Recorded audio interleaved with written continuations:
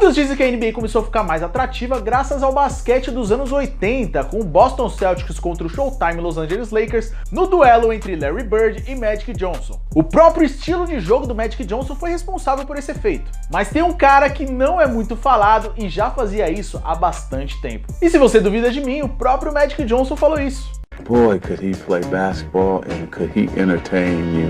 You know, the no-look passes, the dribble the ball and pat it with one hand. That's where I saw that from Pistol Pete. That's where I got it from.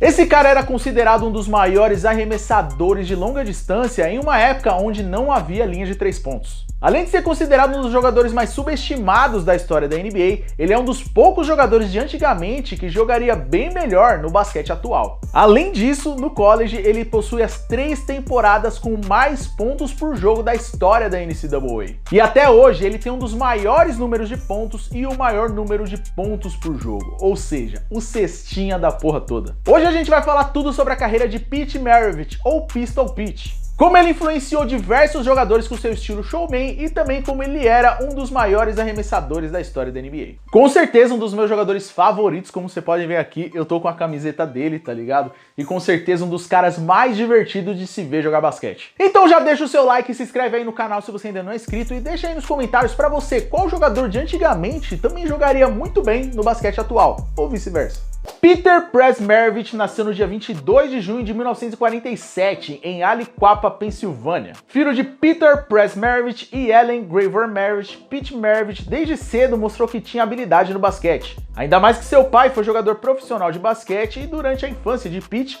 ele era técnico da Clemson University e mais tarde entrou na equipe técnica da North Carolina State University. Ambos sempre estavam juntos e o pai do Pete sempre passava alguns truques diferenciados, alguns treinos diferenciados, principalmente de controle de bola. Por sua vez, o Pete estava sempre com a bola de basquete, para onde quer que ele fosse, de qualquer forma, tá? Como, por exemplo, andando de bicicleta e batendo a bola ao mesmo tempo e até mesmo levando a bola de basquete para a cama para fazer exercício com a ponta dos dedos antes de dormir. Também existem relatos que enquanto o pai dele estava levando ele para o jogo, o Pete Maravich ficava com a mão para fora do carro e batendo bola. Claro que, o pai dele diminuiu um pouco a velocidade, mas o cara ficava batendo bola para fora do carro, era surreal. Desde criança ele já era conhecido por sua grande habilidade e estilo de jogo, e inclusive no começo da sua carreira no high school isso acabou se tornando um empecilho, já que o técnico dele gostava do estilo de jogo mais tradicional. Sem contar que o Pete Maravich acabou entrando no time do high school ainda quando ele estava na 8ª série, coisa que talvez nenhum outro jogador tenha feito. E mesmo começando como calouro dos calouros, ele conseguiu uma vaga no time titular da Daniel High School, marcando 483 pontos na temporada. Inclusive tem um filme que conta um pouco da passagem do Pete Maravich na Daniel High School. E nesse filme também conta de como que ele fez para conquistar o respeito dos outros jogadores que eram mais velhos, Então foi bem difícil para ele. E esse filme aí, rapaziada, se chama Pistol, Nasce uma Lenda. Quando ele estava prestes a finalmente entrar no ensino médio, o pai dele conseguiu um emprego na North Carolina State University. E assim os Maravich se mudaram para Raleigh, na Carolina do Norte. E o Pete começou a jogar na Brompton High School. E uma cena desse filme aí, rapaziada, eles mostram como o Pete Maravich ganhou seu apelido de Pistol Pete. Porém, algumas fontes dizem que ele ganhou esse apelido apenas na sua 2ª escola. Mas o seu apelido, na verdade, veio por conta do seu estilo de arremesso, Porque ele sempre começava com a mão daqui de baixo, aqui assim, tirando, por exemplo, daqui do canto, como se fosse um pistoleiro sacando a arma para poder atirar. E Pistol Pete também era o nome de um pistoleiro famoso aí do século XVIII. Jogando pela Brompton High School, ele ganhou ainda mais confiança no seu jogo e também ficou um pouco mais alto, atingindo aí 1,93 m. Em sua última temporada, ele marcou 738 pontos com uma média de 32 pontos por jogo. Ele foi convocado para o North Carolina All-Star Game, onde ele marcou 47 pontos na partida. Como naquela época os calouros não podiam jogar nos times principais do college, ele passou a frequentar a Southwood College, onde ele teve médias de 33 pontos por jogo na sua única temporada, até ele ficar elegível para frequentar uma universidade de nível nacional. A princípio, o Pete Maravich queria ir para West Virginia, Só que o pai dele acabou arranjando um outro emprego, dessa vez aí na Louisiana State University. Então ele acabou indo para Louisiana com seu pai, Meio que ameaçado, forçado, mas foi. O Pete Maravich não queria jogar lá porque até o momento a LSU não era muito famosa pelo basquete, mas sim pelo futebol americano. Mas foi ali que o efeito Pistol Pete começou a acontecer. Já na sua primeira temporada, ele levou o time ao incrível recorde de 17 vitórias e apenas uma derrota, fazendo médias de 43,7 pontos por jogo. E de repente, todos na faculdade voltaram os olhos para o basquete, já que o Pete Maravich começou a ter um destaque nacional com seu estilo de jogo Showtime. E nessa época ele também recebeu o apelido de Houdini, né, devido aos seus passes mágicos e facilitação de jogo. Alguns repórteres da época diziam que se os outros jogadores não estivessem em conexão com o Pete Maravich, era capaz deles receberem uma bolada na cara, já que ele encontrava as assistências em qualquer circunstância, e não era uma assistência simples, tá? Sempre era assistência pelas costas, por baixo da perna ou de qualquer outra forma mirabolante que ele conseguisse. Durante seu período na faculdade, ele marcou mais de 50 pontos 28 vezes e mais de 60 pontos 4 vezes. Sua maior pontuação aconteceu na sua última temporada, onde ele marcou incríveis 69 pontos contra a Alabama. Agora você aí, imagina um cara fazendo isso sem ter a linha de 3 pontos.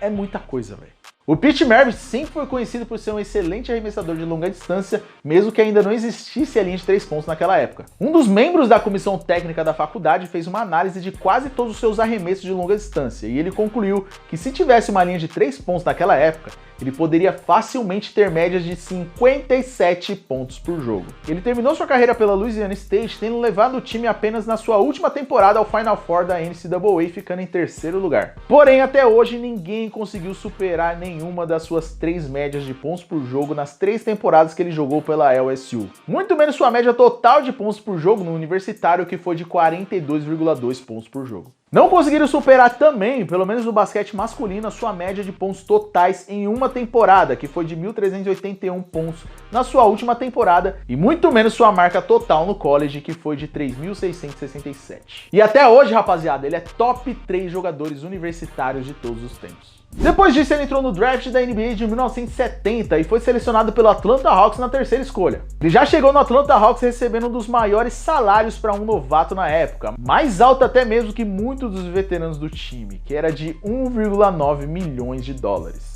Mas assim, ele fez valer a pena, porque em pouco tempo seu impacto foi mostrado na NBA, principalmente no Atlanta Hawks, embora ele não recebesse o mesmo carinho dos outros jogadores do time. Ele fez médias de 23,2 pontos por jogo na sua primeira temporada e ajudou jogadores aí como Lou Woodson a aumentar suas médias de pontos por jogo.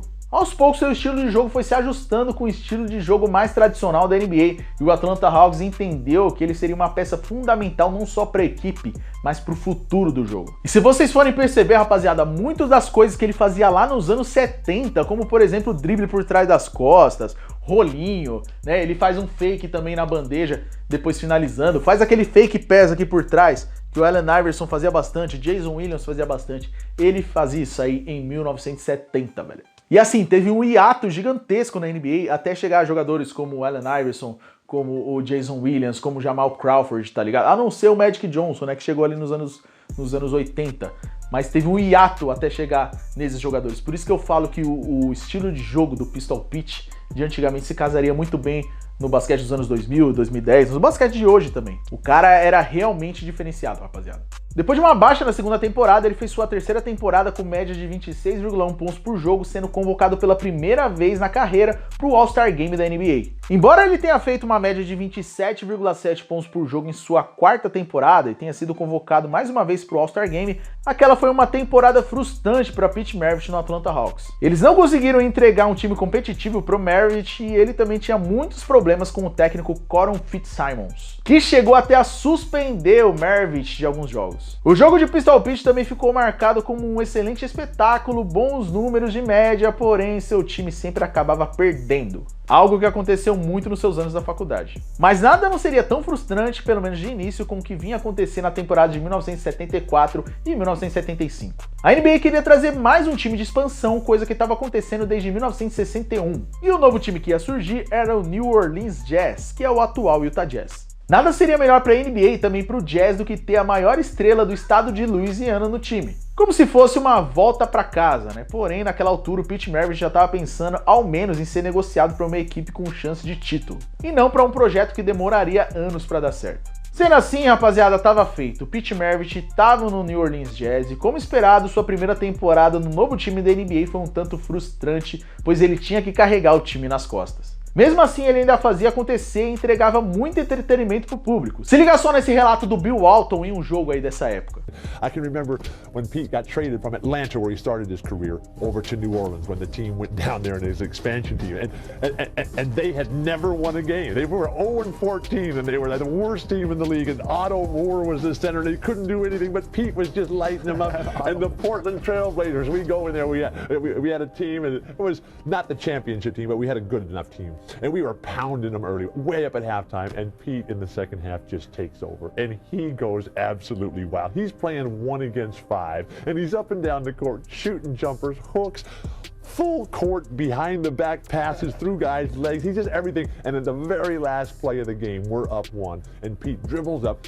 4 of our guys go chase him because they know he's not going to pass it, and he's falling out of bounds, and he shoots it as he's tumbling over the row of fans in the corner. Literally. And I am standing underneath the basket waiting for the last rebound of the game. We're going to win the game, and they're not going to win a game ever, the New Orleans Jazz. And the ball swishes perfectly through the net. He's unbelievable. He reminds me a lot, if you can compare him to anybody, to Steve Nash today, although Pete was much bigger. Pete was 6'5", and much more athletic in terms of the jumping ability until he tore his knee up. I mean, that really changed everything. Na sua segunda temporada no New Orleans Jazz, ele foi All-NBA First Team, porém perdeu 60 jogos devido a algumas lesões e mais uma vez eles não se classificaram para os playoffs. Na temporada seguinte, finalmente o Pete Maravich chegou no seu auge na NBA, fazendo sua melhor temporada em pontos por jogo e consequentemente sendo cestinha da temporada de 1977, com médias de 31,7 pontos por jogo. Naquela temporada ele fez 3 jogos com mais de 40 pontos e 4 jogos com mais de 50. Mas o que mais chamou a atenção naquela temporada foram seus incríveis 68 pontos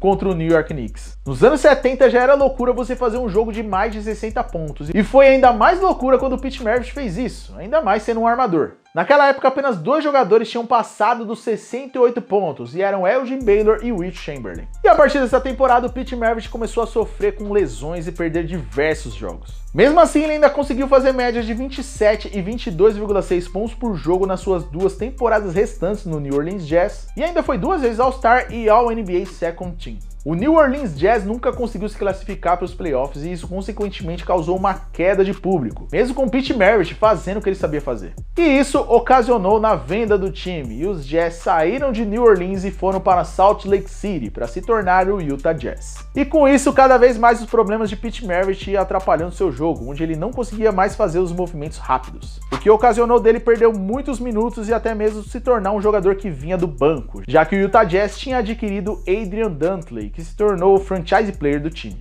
E na temporada de 1979 e 1980, ele jogou 17 jogos até que ele foi dispensado pelo Utah Jazz. Só que alguns dias depois ele foi contratado pelo Boston Celtics. E, inclusive, rapaziada, foi nessa temporada que a linha de 3 pontos foi introduzida na NBA. E agora a gente volta pro que eu falei lá no começo sobre Pete Maravich e os seus arremessos de longa distância mesmo sem ter a linha de 3 pontos. Na sua última temporada da carreira, depois de todas as lesões, com minutagens reduzidas e tudo mais, ele conseguiu fazer uma média de porcentagem de acerto de 3 pontos de 66,7. Tudo bem que ele fez 10 bolas de 3 pontos em 15 tentativas na temporada, porém é um número muito alto se tratando de um cara que era especialista nisso, ainda mais estando no fim de carreira. A gente pode dizer que naquele jogo contra o New York Knicks de 68 pontos, a pontuação dele poderia ser muito maior se tivesse a linha de 3 pontos e também, todas as suas médias de pontos por jogo na carreira.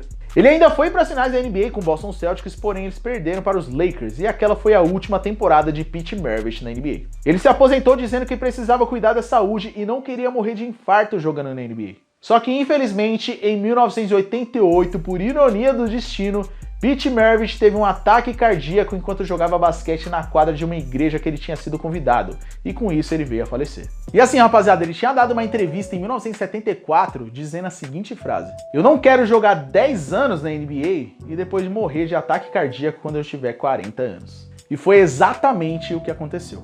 Antes disso, ele teve seus 2 números aposentados pelo Utah Jazz e se tornou um dos jogadores mais jovens a ser nomeado ao Hall da Fama do basquete. E em 1996, ele também foi nomeado um dos 50 jogadores da história da NBA no aniversário de 50 anos da liga. E o Pete Maravich, rapaziada, até hoje, ele é um exemplo para todos esses caras que você conhece aí, que tem o controle de bola, que tem os handles, mano. Todo mundo cita o Pete Maravich em algum momento. Pode ser o Allen Iverson, pode ser o Jason Williams, Jamal Crawford, Magic Johnson. Todo mundo sabe que ele foi o pioneiro para trazer esse estilo de showman pra NBA, tá ligado? Então ele é um cara muito importante e também ele é um cara que eu acho que ele tem que ser lembrado aí na NBA, né? Por conta de tudo que ele fez e tal. E infelizmente, né?